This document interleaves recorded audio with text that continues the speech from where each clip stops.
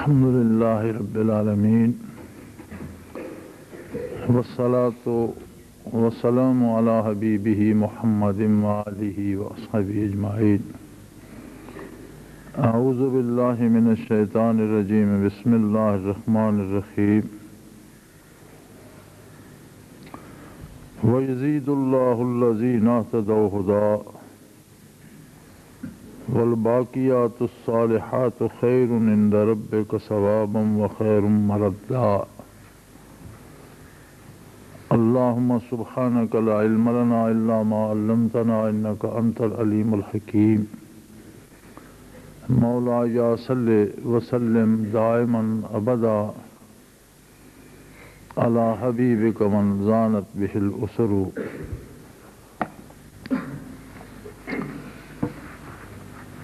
مرور زمانہ نے اور 1450 سال کی طویل مسافتوں نے بہت سی رسومات کو دین میں داخل کر دیا ہے۔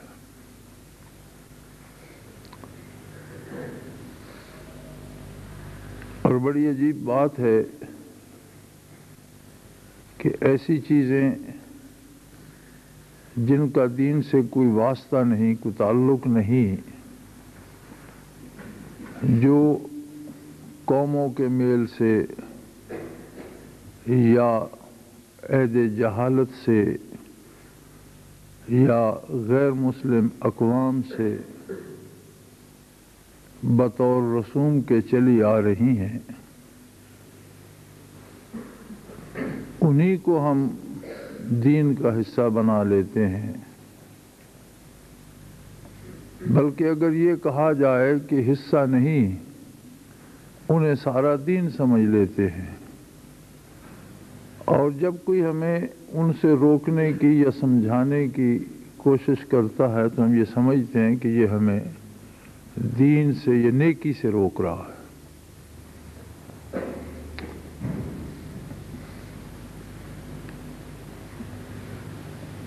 ان 14 صدیوں میں مسلمان مختلف فرقوں میں بٹ گئے، مختلف نظریات میں ڈھل گئے، مختلف کرداروں میں چلے گئے۔ لیکن یاد رہے کہ اختلاف اور مخالفت دو الگ چیزیں ہیں۔ اختلاف ایک فطری چیز ہے، انسانی مزاج کا حصہ ہے، اور وہ ضرور ہوتا ہے اور وہ بری بات نہیں ہے۔ اختلاف صحابہ کرام رضوان اللہ علیہم اجمعین میں بھی تھا۔ حضور علیہ الصلوۃ والسلام جو ارشاد فرماتے، اسے سمجھنے میں لوگوں میں اختلاف ہو جاتا تھا۔ مثلا ایک مشہور واقعہ ہے کہ حضور علیہ الصلوۃ والسلام جنگ احد سے غزوہ خندق سے واپس تشریف لائے، اور آپ صلی اللہ علیہ وآلہ وسلم نے زرہ نہیں کھولی، سر مبارک سے خود اتارا اور سر پر 3 چلو پانی کے ڈالے کہ جبرائیل امین حاضر ہو گئے اور فرمایا کہ آپ زرہ نہیں اتاریے، بلکہ اللہ کا حکم ہے کہ فوراً بنی قریظہ پہنچیے۔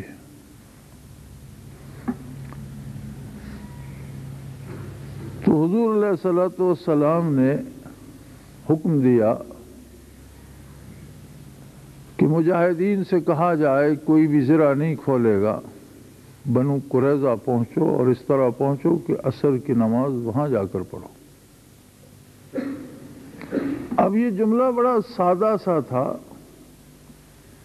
کہ عصر کی نماز وہاں جا کر پڑھو، چند میل فاصلہ تھا، شہر سے، راستے میں عصر کا وقت داخل ہو گیا تو بعض صحابہ کی رائے یہ تھی کہ حضور علیہ الصلوۃ والسلام کا یہ فرمانا کہ عصر وہاں جا کر پڑھو سے مراد یہ ہے کہ وہاں جلدی سے جلدی پہنچو، نماز تو ادا کرنی ہے، وہاں پہنچ کر بھی کرنی ہے، یہاں بھی کرنی ہے، تو اسے مؤخر کرنے کا کیا فائدہ؟ بر وقت کیوں نہ پڑھی جائے، اول وقت میں کیوں نہ پڑھی جائے؟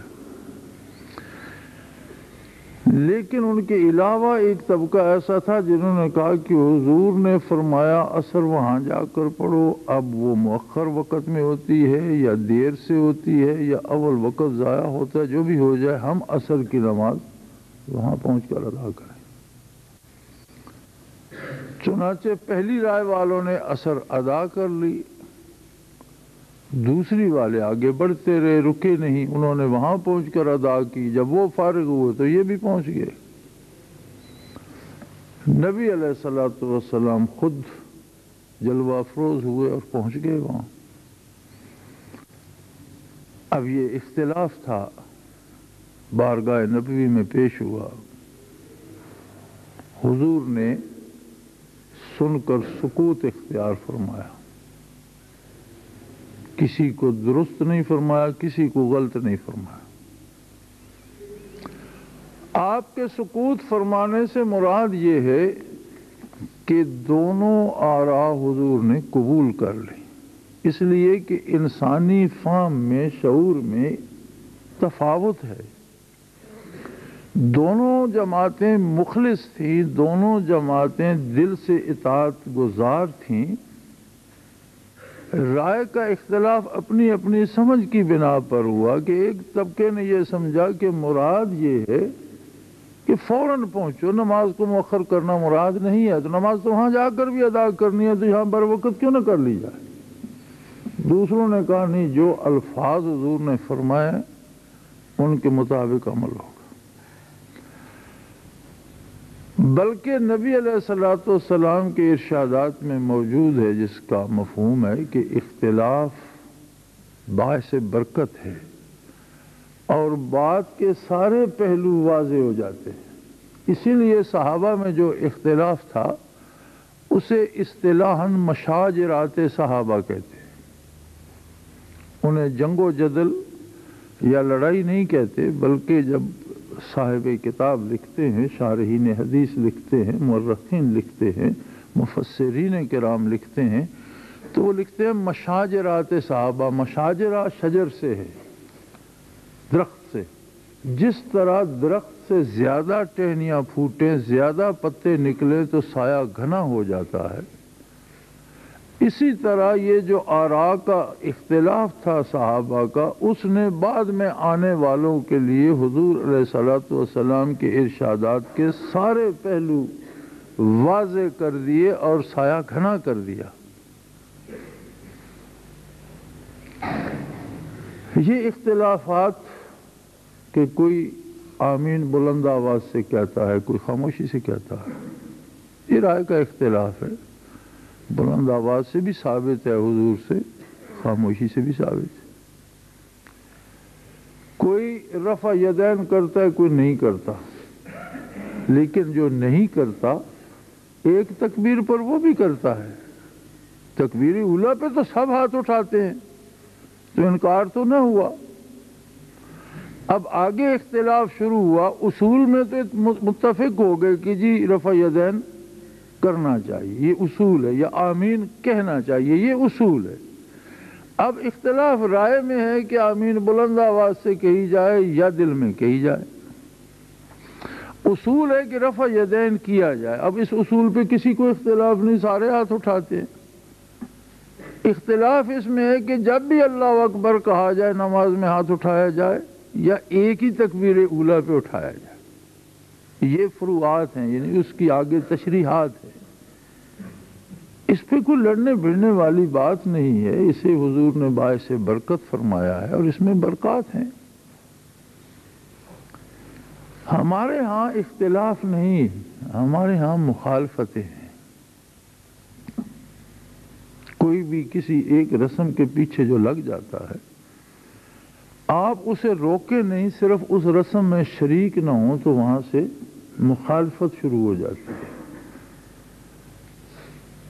بعض اوقات تو بات لڑائی تک، ڈنڈے سوٹے سے گزر کر بندوق کی گولی تک پہنچتی ہے، لیکن کم از کم یہ ہوتا ہے کہ ایک دوسرے کو خارج از اسلام ضرور کیا جاتا ہے۔ یہ ہماری کم از کم مخالفت ہے کہ یہ مسلمان نہیں ہے۔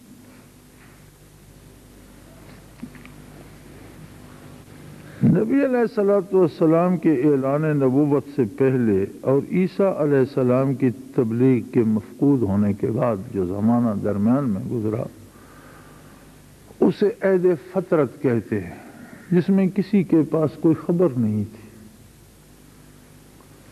عہد فترت میں اسلام کیا تھا کہ بندہ اللہ کا اقرار کر لے کہ کوئی ہے، اس کائنات کا خالق مالک اللہ ہے۔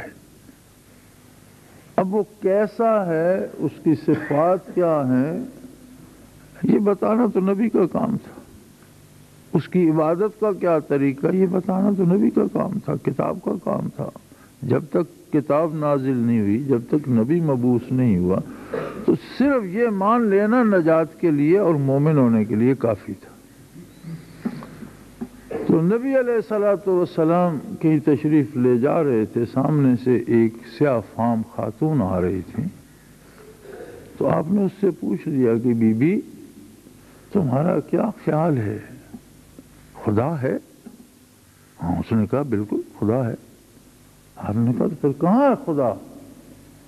اس نے کہا اوپر بادلوں میں۔ حضور علیہ السلام نے فرمایا ہے یا مومنہ، یہ مسلمان ہے، مومنہ ہے۔ اب اس کی مجھ سے ملاقات ہوئی ہے، اب یہ مجھ پر ایمان نہ لائے، اب یہ میری بات قبول نہ کرے تو وہ کفر ہوگا، لیکن جب تک میری دعوت اس تک نہیں پہنچی یہ اتنے ہی کی مکلف تھی کہ خدا ہے۔ ہمارے علماء فقہ نے، خصوصاً امام ابو حنیفہ رحمۃ اللہ تعالی علیہ نے فرمایا کہ اگر کوئی بات ایسی کرتا ہے آدمی کہ اس میں سے کفر کا اندیشہ ہے، اور اگر اس بات کے 100 معنی کیے جائیں، 99 کفر پر دلالت کرتے ہوں اور ایک اس میں ایسا معنی بھی ہو جو کفر پر دلالت نہ کرتا ہو، تو اس آدمی کو کافر نہ کہا جائے۔ اتنی اجلت نہ کی جائے کہ اس کے زبان سے نکلا اور اس پر فتویٰ ٹھونس دیا، اس کا تجزیہ کیا جائے، اس کے شعور کو، اس کے علم کو پرکھا جائے، اس کی حیثیت اور اس موقع کو دیکھا جائے، شاید کس دباؤ میں، کس پریشر میں، کس پریشانی میں کون سا کلمہ اس کے منہ سے نکل گیا۔ ورنہ یوں تو بے شمار جملے زبان زد خاص و عام ہیں جو بالکل صریحاً کفر ہیں۔ مثلاً کبھی برزخ کی مرنے والوں کی بات ہوتی ہے تو ہم نے کہتے ہیں کس نے دیکھا ہے جی، جب جائیں گے پتہ چلے گا۔ اگر اس کو اس کے معنی میں لیا جائے تو بندہ کافر ہو جاتا ہے۔ اس کا مطلب ہے کہ جو قرآن نے بتایا، جو حضور نے بتایا، اس پر آپ کو یقین نہیں ہے، آپ اس انتظار میں ہیں کہ میں جاؤں گا تو دیکھوں گا۔ تو اس کا ایک معنی تو یہ بھی ہوا کہ آپ کو اللہ پر، اللہ کے حبیب صلی اللہ علیہ وسلم پر اور آپ کی دی ہوئی خبروں پر اعتبار نہیں، تو یہی تو کفر ہے۔ لیکن کیا آپ یہ سمجھتے ہیں کہ ایسا کہنے والا دل سے کافر ہے، وہ حضور کو نہیں مانتا یا قرآن کو نہیں، یہ اس کی جہالت ہے، اسے اظہار کا طریقہ نہیں آتا، یہ اس کی نادانی ہے۔ ورنہ اس کے دل میں بھی محبت ہے محمد الرسول اللہ کی، اس کے دل میں بھی احترام ہے قرآن حکیم کا، وہ بھی اللہ کو مانتا ہے، آخرت کو مانتا ہے۔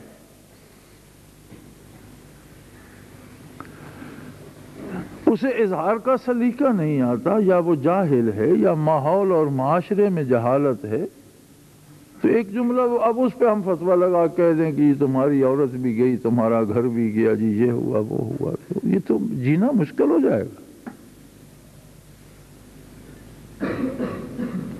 اسی طرح کے بے شمار جملے جو آپس میں ہم روز استعمال کرتے ہیں، اگر ان کا تجزیہ اس انداز سے کیا جائے تو مسلمان تو شاید پھر کوئی بچے گا نہیں۔ اس لیے کوئی معیار ہونا چاہیے۔ ایک معیار تو یہ ہے کہ باپ دادا سے یہ رسم چلی آ رہی ہے، یہ تو کوئی معیار نہیں، قرآن نے اس کی تردید کی ہے کہ باپ دادا اگر جاہل تھے، انہوں نے کوئی جہالت کی رسم ایجاد کر دی، یہ کون سی دلیل ہے؟ جی سنت سے ثابت ہے، اب سنت میں اختلاف ہے، آدھے کہتے ہیں یہ سنت سے ثابت ہے، آدھے کہتے ہیں نہیں ہے۔ جی قرآن سے ثابت ہے، اب قرآن کا ترجمہ کرتے وقت لوگ، اللہ ہم سب کو معاف کرے، ہم اپنے اپنے مزاج کے مطابق کرتے چلے جاتے ہیں، اور ضرور یقیناً اس میں کوتاہیاں خامیاں ضرور ہوتی ہوں گی، تو پھر کوئی ایسا معیار تو ہونا چاہیے بار الہ کہ بندے کو نیکی کے نیکی ہونے پر یقین تو ہو سکے۔ سورہ مریم کی اس آیہ کریمہ میں جسے تلاوت کرنے کا شرف میں نے حاصل کیا، اللہ نے وہ معیار بتایا ہے کہ یار تم فتووں کو چھوڑ دو، لوگوں سے پوچھنے کو چھوڑ دو، اپنی ذات کو تو دیکھو۔ یزید اللہ الذین اہتدوا، خدا نیکی کی خاصیت، ہدایت کی خاصیت یہ ہے کہ اگر آپ نیک کام کرتے ہیں تو وہ آپ کو مزید نیکی کرنے کی توفیق دیتا ہے۔ یعنی ہر نیک کام کی خصوصیت یہ ہے کہ جو بھی کام، اب نیک کام یا ہدایت کیا ہوگی؟ ہدایت ہوگی اللہ اور اللہ کے رسول کی اطاعت کے اندر، اللہ کے حکم کی تعمیل اس طریقے سے جو طریقہ محمد الرسول اللہ نے سکھایا، یہ ہوگی ہدایت۔ کسی بھی کام میں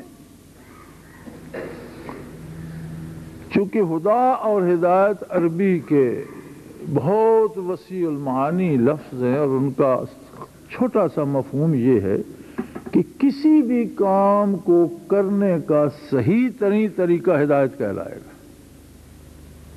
وہ خواہ عبادت میں ہوگا تو دین کی ہدایت ہو جائے گی، عقیدے میں ہوگا تو دین کی ہدایت ہو جائے گی، دنیاوی امور میں ایک کام کو اس کے صحیح طریقے کے مطابق ہم کرتے ہیں تو وہ ہدایت ہوگی۔ کر وہ بھی لیتا ہے جو ہدایت پہ نہیں ہوتا۔ ایک آدمی کو کھانا بنانا نہیں آتا، کبھی ہاتھ جلائے گا، آٹا خراب کرے گا، روٹی ٹکڑے ٹکڑے ہو جائے گی، جلا کر پکائے گا، کچی رہ جائے گی، لیکن پیٹ بھر لے گا وہ بھی، اور جو صحیح طریقے سے پکائے گا وہ بھی پیٹ ہی بھرے گا۔ ہر چے دانا کند ناداں لیک بعد از خرابی بسیار، جو دانا کرتا ہے کرتا بے وقوف بھی ویسا ہی ہے، لیکن بے وقوف ہزار خرابیوں کے بعد ویسا کرتا ہے۔ اب پیٹ کس نے بھی بھرنا ہے، پیٹ اس نے بھی بھرنا ہے، عالم نے بھی، جاننے والے نے بھی، صاحب شعور نے بھی پیٹ ہی بھرنا ہے، اور بے وقوف نے بھی پیٹ ہی بھرنا ہے، لیکن وہ پیٹ بھرنے کے لیے ہاتھ بھی جلائے گا، ایندھن بھی ضائع کرے گا، کوئی برتن توڑے گا، روٹی کہیں سے کچی ہوگی کہیں سے جل گئی ہوگی، تب جا کر پیٹ بھرے گا، اور یہ آرام سے آٹا گوندھ کر روٹی بنا کر فارغ ہو جائے گا۔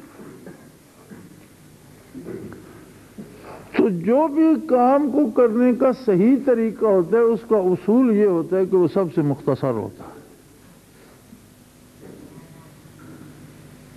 اردو میں، عربی میں ایک کہتے ہیں، فارسی میں بھی یہی مستعمل ہے، خط مستقیم، سیدھا خط۔ ہم ریاضی میں پڑھتے ہیں روز کہ خط ہوتا ہے وہ لائن جو دو نقطوں کو ملاتی ہے۔ آپ دو نقطوں کے درمیان جتنی لائنیں بنائیں گے وہ لمبی ہوں گی، ایک ان میں مستقیم ہوگا خط، اور وہ سب سے مختصر ہوگا۔ یعنی جو خط مستقیم ہوگا وہ سب سے مختصر ہوگا، اس کے علاوہ جتنی لکیریں لگائیں گے وہ ٹیڑھی میڑھی بھی ہوں گی، کوئی قوس بن جائے گی، کسی میں موڑ آ جائیں گے، اور وہ ساری یقیناً اس سے لمبی ہوں گی۔ اس لیے کہ کسی بھی کام کو کرنے کا صحیح طریقہ آسان ہوتا ہے، وہ مختصر ہوتا ہے، خط مستقیم کی طرح۔ یہی بات حضور علیہ الصلوۃ والسلام نے اسی ریاضی کے اصول کے تحت سمجھائی۔ آپ نے ایک لکیر لگائی زمین پر اور اس کے ساتھ اور کئی لکیریں لگائیں۔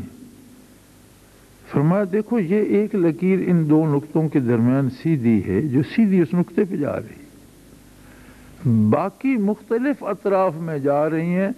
دین یہ ایک لکیر ہے، اب اس سے دائیں کوئی نکل جاتا ہے تو دین سے باہر جا رہا ہے، بائیں نکل جاتا ہے تو دین سے باہر جا رہا ہے۔ یہاں تک کہ نبی علیہ الصلوۃ والسلام نے عیدین کے موقع پر عید کے روز اشراق ادا نہیں فرمائے بلکہ نماز عید کو اشراق کا قائم مقام قرار دیا۔ حضرت علی کرم اللہ وجہ الکریم عیدگاہ میں عید کے پڑھنے کے لیے تشریف لے گئے تو آپ نے دیکھا ایک آدمی نماز پڑھ رہا ہے۔ جب وہ فارغ ہوا تو آپ نے پوچھا کہ کیا پڑھ رہے تھے؟ اس نے کہا حضور میں نے اشراق کے نوافل پڑھے ہیں۔ آپ نے فرمایا تمہارے جہنم جانے کے لیے تمہاری یہ عبادت ہی کافی ہے۔ وہ پریشان ہو گیا، میں نوافل ادا کر رہا ہوں، آپ مجھے جہنم کی؟ فرمایا جب حضور نے اس موقع پر نہیں پڑھے تو تم کون ہوتے ہو ایک نئی رسم ایجاد کرنے والے؟ یہ تمہارا منصب نہیں ہے کہ بتاؤ اس وقت نہ، یہ اس کا منصب ہے جسے اللہ نے اپنا رسول بنایا۔ اسی طرح اب جمعے کی 2 رکعت ہم کہتے ہیں ہمارے پاس فرصت ہے، ہم 3 پڑھیں گے، 4 پڑھ لیں گے، تو 4 پڑھنے سے کیا نماز ہو جائے گی؟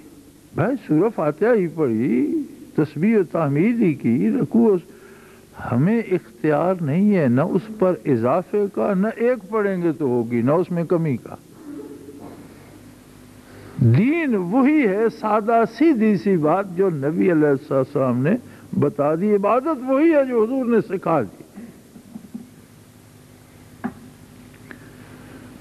لیکن ہماری مصیبت یہ ہے کہ اس عہد میں ہر رسم کے ساتھ بڑی دیدہ دلیری سے کبھی قرآن کی آیت لکھ دی جاتی ہے جس کا اس سے کوئی تعلق ہی نہیں ہوتا، اور کبھی اسے حدیث سے ثابت کیا جاتا ہے جس کا اس سے کوئی تعلق ہی نہیں ہوتا، اور اتنا دکھ ہوتا ہے، حقیقت ہے کہ دل لرز جاتا ہے کہ یہ لوگ کیوں ایسا کرتے ہیں کہ اپنی بات کو منانے کے لیے۔ اب میرے ایک عزیز ہیں، ایک سادہ سا نکاح طلاق کا مسئلہ تھا، غیر مسلم عدالت میں اس میاں نے لکھ دیا میں تمہیں طلاق دیتا ہوں، بیوی نے قبول کر لی، دستخط کر، مجھ سے مسئلہ پوچھا، میں مفتی نہیں ہوں۔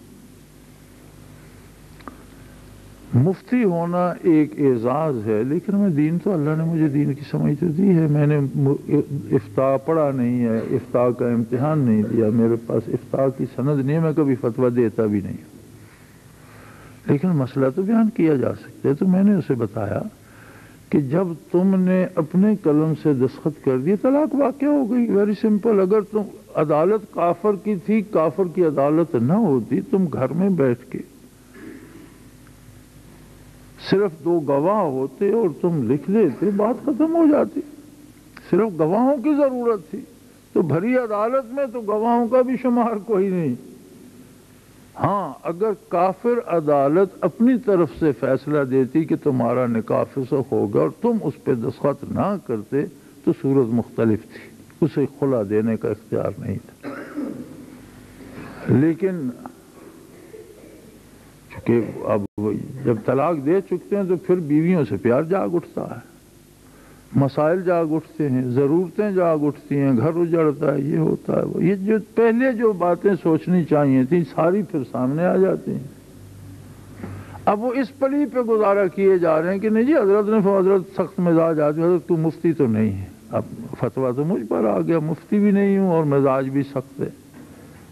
اس میں میرے مزاج کی سختی نرمی کیا کرے گی؟ تو ہمارا رویہ یہ ہو گیا ہے کہ ہم اپنی خواہشات کے لیے دین میں موڑ ڈالتے رہتے ہیں، کہیں قرآن کا حوالہ دے کر، کہیں کسی بزرگ کے، اور آج کل تو ایک وتیرہ اور عام ہو گیا ہے کہ نام نہیں لیتے، کہتے ہیں بزرگوں نے یہ کہا ہے۔ بھئی کون کون بزرگ تھے، کب انہوں نے کہا، جن کا آپ نام نہیں بتاتے، مقام نہیں بتاتے، پتہ نہیں انہوں نے کہا یا آپ الزام لگا رہے ہیں؟ لیکن بے شمار تحریروں میں نے پڑھا، بے شمار تقریروں میں بزرگوں نے یہ کہا ہے۔ بھئی یہ کون سی دلیل ہے؟ کون ایسا بزرگ ہے جو نبی علیہ السلام کے ارشادات کے خلاف یا باہر جا کر کو بات کہتا؟ بزرگی غلامی میں ہے، غلامی سے باہر نہیں ہے۔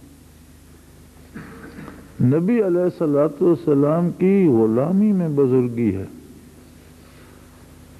مدینہ کے گدا دیکھے ہیں دنیا کے امام اکثر، مدینہ کے گدا دیکھے ہیں دنیا کے امام اکثر، بدل دیتے ہیں تقدیر محمد کے غلام اکثر۔ تو ساری عزت، ساری بزرگی غلامی میں ہے، مخالفت میں نہیں۔ تو ان سب الجھنوں کا حل قرآن اللہ کی کتاب ہے، اور جب سے نازل ہوا قیامت تک اسے رہنا ہے، اس میں ہر مسئلے کا حل موجود ہے۔ یہ ہمارے نصیب یا ہماری قسمت کی ہم وہ تلاش کرتے ہیں۔ اب کتنی خوبصورت بات قرآن نے بتائی کہ جسے تم نیکی سمجھ کر کرتے ہو، اس سے تمہارے مزاج میں صلاحیت اور نیک پن آ جانا چاہیے، تو مزید نیکیاں کرنے لگ جاؤ۔ اگر محض کسی رسم کو تم نے نیکی سمجھ رکھا ہے تو اس رسم پہ پیسے بھی خرچ کرو گے، دھوم دھام مچاؤ گے، اور بات ختم ہو جائے گی، اور تم جیسے ہو ویسے ہی رہ جاؤ گے، یا پہلے سے بھی عملاً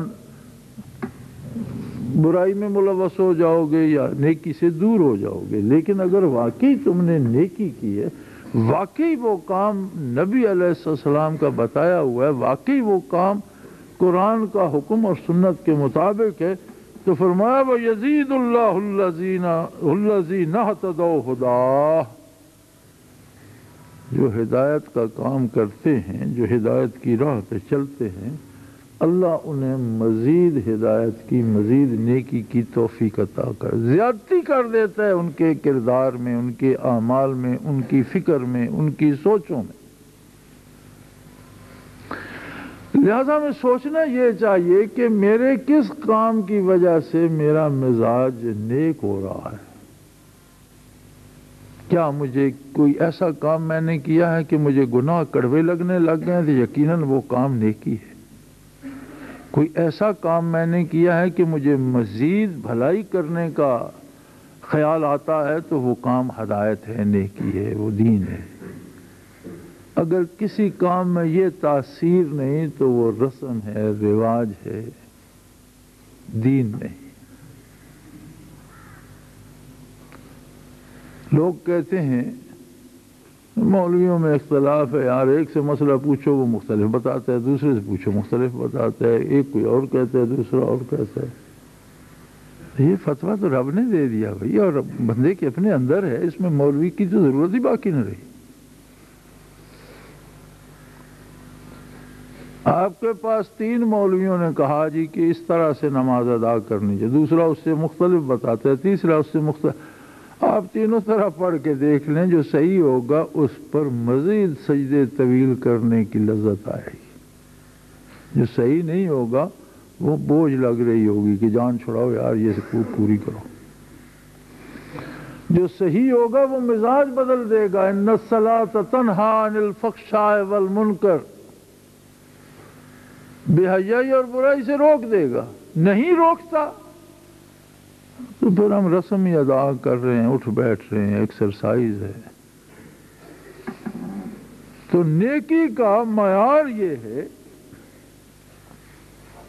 فرمایا یہ نہیں فرمایا کہ بڑے مجھے دوستوں کے خط آتے ہیں، نماز بھی باقاعدہ پڑھتا ہوں، صحت ٹھیک نہیں ہوتی، بے نماز کوئی کنین ہے؟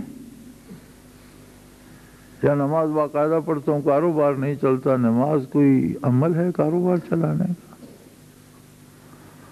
نماز تو ایک رشتہ ہے رب العالمین کے ساتھ، لذت آشنائی ہے، دو عالم سے کرتی ہے بیگانہ دل کو، عجب چیز ہے لذت آشنائی۔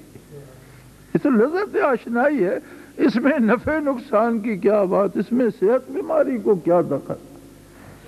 یہ تو مزے کی بات ہے، آپ کا ایک تعلق ہے، آپ مشت غبار ہیں اور پروردگار عالم کے حضور کھڑے ہو کر مخاطب ہوتے ہیں، باتیں کرتے ہیں، دکھ سکھ کرتے ہیں، وہ کریم آپ کی سنتا ہے۔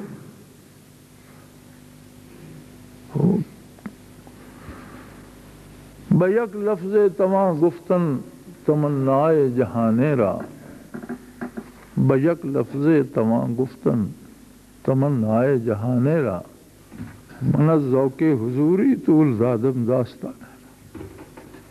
وہ جو لذت حضوری ہوتی ہے، کہتے ہیں ہاں یا نہ میں ایک لفظ میں دنیا کی ساری باتیں ختم ہو جاتی۔ کوئی بات آپ سے دنیا کی کوئی بات پوچھے، آپ ہاں کہہ دیں یا نہ کہہ دیں، بات ختم ہو جاتی۔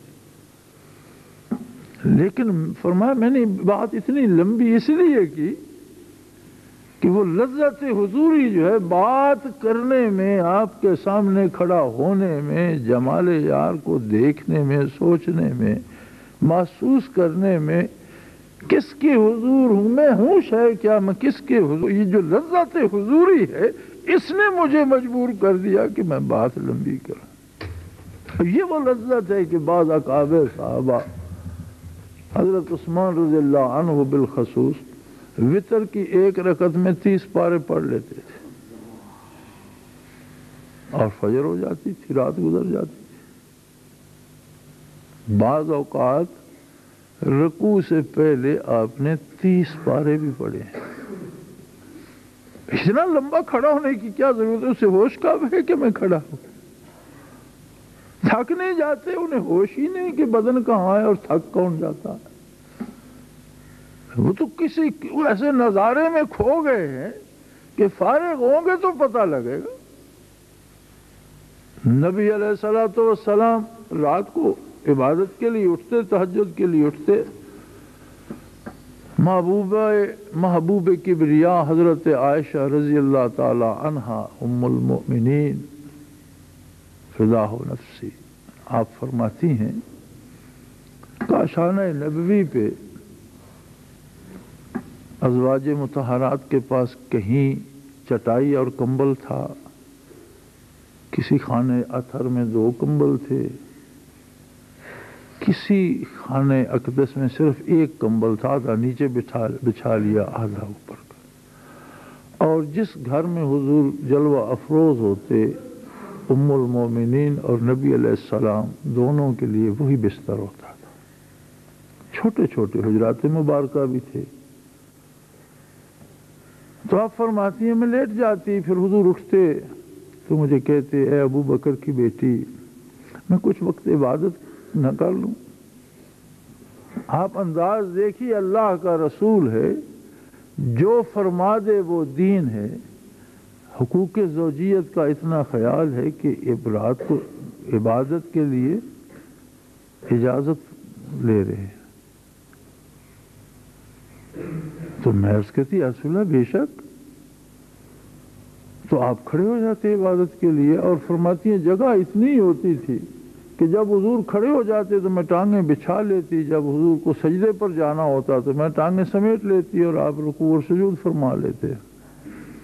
تو ساتھ پھر مجھے بھی جاگنا پڑتا، انتظار کرنا پڑتا، تو حضور کھڑے ہو جاتے تو میں سوچتی کہ اب تو اتنا وقت ہو گیا ہے کہ شاید آج حضور ساری رات رکوع نہ کریں۔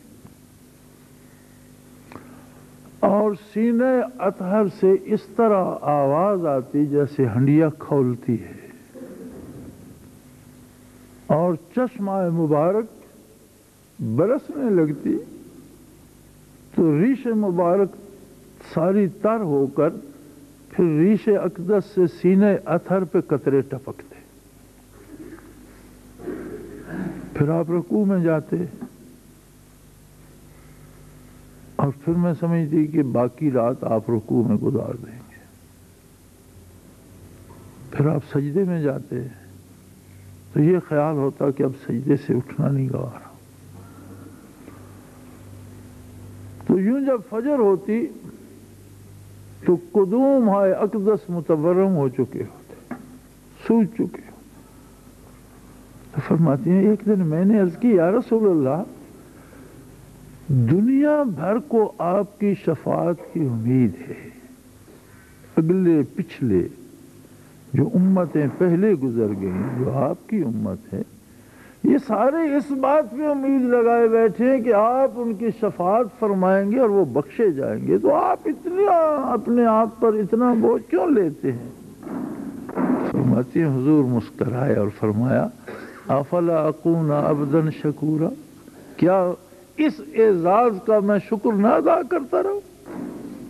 اللہ نے اگر مجھے یہ اعزاز بخشا ہے تو میں اس کا شکر گزار بندہ نہ بنوں؟ یہ ضرورت کی بات نہیں تھی، یہ بات اس لذت ملاقات کی تھی. من ذوق حضوری طول دادم داستان را، جب بات اللہ سے چھڑ گئی، جمال الہی سامنے ہے، رسول رب کھڑا ہے، اب وہ جمال کو بھی آنکھوں میں سینے میں اتار رہا ہے، باتیں بھی کیے جا رہا ہے، تجلیات بھی برس. وہ ایک جو عجب چیز ہے لذت آشنائی، دو عالم سے کرتی ہے بھائی میرے. اگر ہمیں اللہ نے نماز کی توفیق دی ہے تو کیا یہ احسان کم ہے کہ اس نے ہمیں اپنے ساتھ بات کرنے کی اجازت بخشی ہے؟ اب اس میں ہماری دکانداری کا کیا تعلق اور اس میں ہماری بیماری کا کیا تعلق؟ شیطان کی پوری کوشش ہوتی ہے کہ بندہ بے شک عبادت کرے لیکن اللہ سے دوستی نہ کرے، اسے اپنا نہ بنائے، خود اس کا نہ ہو جائے. پھر اسے بھی پتہ ہے کہ یہ رکوع و سجود اٹھک بیٹھک کرتا رہے. یہی وتیرہ جو آج کل اقوام مغرب کا ہمارے ساتھ ہے کہ نام تو اپنا دین محمدی رکھو لیکن زندگی اس طرح گزارو جس طرح ہم کہتے ہیں. ہمیں تمہاری مسلمانی پہ کوئی اعتراض نہیں، کہو ہم مسلمان ہیں، نام غلام محمد، دین محمد، نور محمد رکھو، کوئی اعتراض نہیں. لیکن ہمارے ساتھ مل کر شرابیں پیو، خنزیر کھاؤ، برنا ہو کر ناچو گاؤ. پھر انہیں پتہ ہے کہ یہ نور محمد، دین محمد، غلام محمد ان کے کام نہیں آئے گا، نام کا مسلمان ہونا ان کے کام نہیں آئے گا. یہی فلسفہ شیطان کا بھی ہے. وہ اس بات سے نہیں روکتا کہ نام ایسا نہ رکھو، کردار پہ آتا، اور کردار میں سے سب سے زیادہ زور اس بات پہ لگاتا ہے کہ کوئی بندہ اللہ سے دوستی نہ کر پائے، کیونکہ اس پہ اس کا بس نہیں چلتا. وہ کریم نے ازل سے کہہ دیا ہے، جب یہ مکالمہ ہوا تھا نا کہ تو نے سجدہ کیوں نہیں کیا، بھائی کہا انا خیر منہ خلقتنی من نار وخلقتہ من طین، میں اس سے بہت بہتر ہوں، مجھے تو نے پیدا کیا آگ سے، آگ تو بڑی اعلیٰ شے، صاف شفاف، اور یہ کیچڑ مٹی سے بنا. رد ہو گیا، راندہ بارگاہ ہو گیا. تو کہنے لگا کہ اللہ جس کے لیے تو نے مجھے مردود قرار دیا ہے یہ میری پوجا کریں گے، تیری عبادت نہیں کریں گے. اللہ بھی بڑا اس نے کہا میرا جہنم بڑا وسیع ہے، تجھے اور تیرے چاہنے والوں سب کی جگہ اس میں موجود ہے. ہاں لیکن ایک بات تو بھی کان کھول کے سن لے، ان عبادی لیس لک علیہم من سلطان، جو بندہ میرا ہو جائے گا تو بھی اس کا کچھ نہیں بگاڑ سکے. یہ جو کسی کا ہو جانا، رب کا ہو جانا، رب کو اپنا جان لینا، مان لینا، اس بات پہ وہ سارا زور لگاتا ہے کہ یہ بندہ میری مار سے نکل جائے گا. تو اس لذت آشنائی پہ اسے کافی تکلیف ہوتی ہے. لیکن یار ایک بات تو ہے، جس سے سنو کہتا ہے شیطان پریشان کرتا ہے، کوئی تو ایسا بھی ہو جو شیطان کو پریشان کرتا. مسلمانی تو یہ ہے کہ ہمارے نام سے شیطان پریشان ہوا کرے، لیکن ہم ہیں کہ ہر ایک کی شکایت ہے شیطان مجھے پریشان. بھئی شیطان تو راندے درگاہ ہے اور تیرے ساتھ اللہ ہے، اللہ کا حبیب ہے. پھر تجھے کیسے پر؟ اس لیے کہ شاید تو اپنی حمایت سے نکل گیا ہے، دور ہو گیا ہے. واپس آ، اللہ کے حضور میں آ، بارگاہ عالی میں آ. تو کہاں وہاں شیطان کا گزر، تیرا کیا بگاڑ سکے گا؟ وہ خود اپنا سر پیٹے گا، پریشان ہو. تو تو حضرات دین یہ ہے، نیکی یہ ہے، ہدایت یہ ہے کہ جب ہم اس پہ عمل کریں تو نیکی کرنے کا مزاج بنتا چلا جائے اور ہم مزید نیک ہوتے چلے جائیں۔ اور کسی کام کے کرنے سے مزاج نہیں بدلتا تو وہ نیکی نہیں ہے، وہ رسم ہے، رواج ہے، اس میں روح نہیں ہے، یا وہ سرے سے دین ہے ہی نہیں۔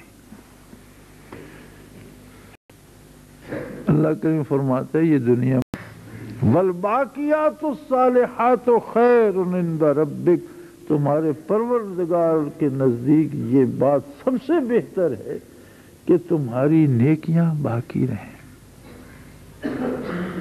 اور یہ مت سوچو کہ یہ بندہ امیر ہوگا تو بہت نیکیاں کا، ایسا بڑی عجیب بات ہے کہ میں جس حیثیت میں ہوں، اگر میں 1 لاکھ بھی اس کی راہ میں دے دوں تو مجھے وہ فرق نہیں پڑتا جس کے پاس 2 روپے ہیں، تو جب وہ 1 روپیہ دے، اس نے گویا آدھی دولت دے دی، تو میں نے کیا دیا؟ غریبی امیری اس کے ہاں فرق نہیں ڈالتی۔ ایک آدمی کے پاس 3 لقمے وہ ایک اللہ کی راہ میں دے دیتا ہے تو کروڑ پتی 1 کروڑ دیتا ہے، اس کروڑ سے اسے وہ لقمہ زیادہ عزیز ہے جو کسی بے بس نے، فقیر نے، محتاج نے اپنا کاٹ کے دے دیا۔ غریبی امیری سے اس کے تعلق میں فرق نہیں آتا، چونکہ اس کے لیے غریب امیر فقیر سارے بندے ہیں، اور غریبی امیری فقیری وہ خود بانٹتا ہے، اسے پتا ہے اسے میں نے یہاں رکھا، اسے وہاں رکھا۔ ہمارے لیے فرق ہے، ہم کہتے ہیں یہ بڑا امیر آدمی ہے، اس سے دوستی ہونی چاہیے، یہ تو بھوکا آئے گا تو کچھ مانگے گا، اسے سلام نہ دو، یہ فرق ہمیں پڑتا ہے، اسے نہیں۔ فقیر بھی اس کے اپنے، امیر بھی اس کے اپنے، حکمران بھی اس کے اپنے، اور رعیتیں بھی اس کی اپنی، ہر چیز اس کی اپنی ہے، اور اس کا اپنا ایک ٹائم ٹیبل ہے، اور اس پہ عمل ہوتا رہتا ہے۔ ایک آدمی کو پکڑ کر بادشاہ بنا دیتا ہے اور پھر اسے ایک عام آدمی سے سولی پہ لٹکوا دیتا ہے، تو شاہوں کو گدا کر دے، گدا کو بادشاہ کر دے، اشارہ تیرا کافی ہے گھٹانے اور بڑھانے۔ فرمایا ان چیزوں سے میری محبت کو نہ تولو۔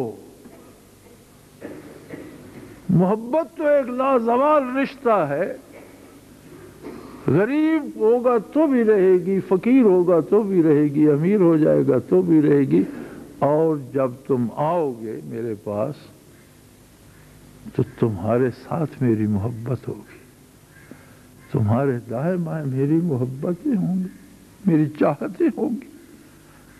فرمایا مجھے یہ بات پسند ہے، مجھے یہ بات اچھی لگتی ہے کہ جب تم میرے پاس آؤ، تم دنیا میں فقیر تھے لیکن دنیا میں تو دنیا کا سکہ چلتا تھا، یہ ملک اور ہے، یہ وطن اور ہے، یہاں محبت الہی کا سکہ چلتا ہے، یہاں وہی کروڑ پتی ہے جس نے کروڑوں گنا محبتیں جیتنی، اور وہی مفلس ہے جس کے پاس محبت کا سکہ نہیں ہے۔ تو میری عبادات کو دنیوی معاملات میں نہ تولو، بلکہ یہ دیکھو کہ تمہارے ساتھ کتنی چاہتیں ہوں، کتنی محبتیں ہوں، کتنی الفتیں ہوں۔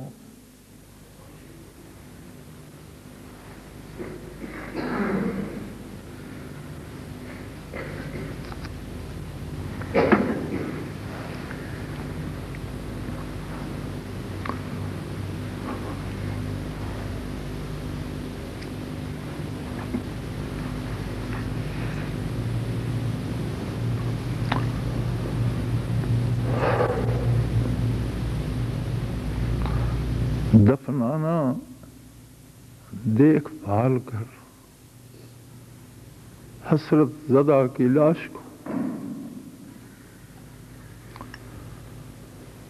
دفنانا دیکھ بھال کر حسرت زدہ کی لاش کو، لپٹی ہوئی کفن میں کوئی آرزو نہ ہو۔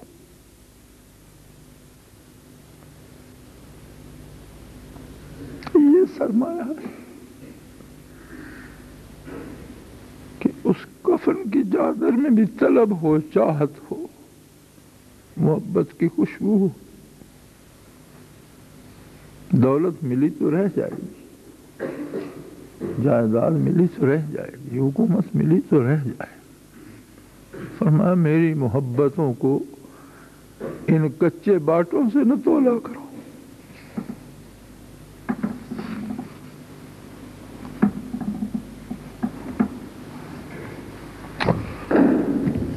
بس کرو یار. آخر دعوانا الحمدللہ رب العالمین.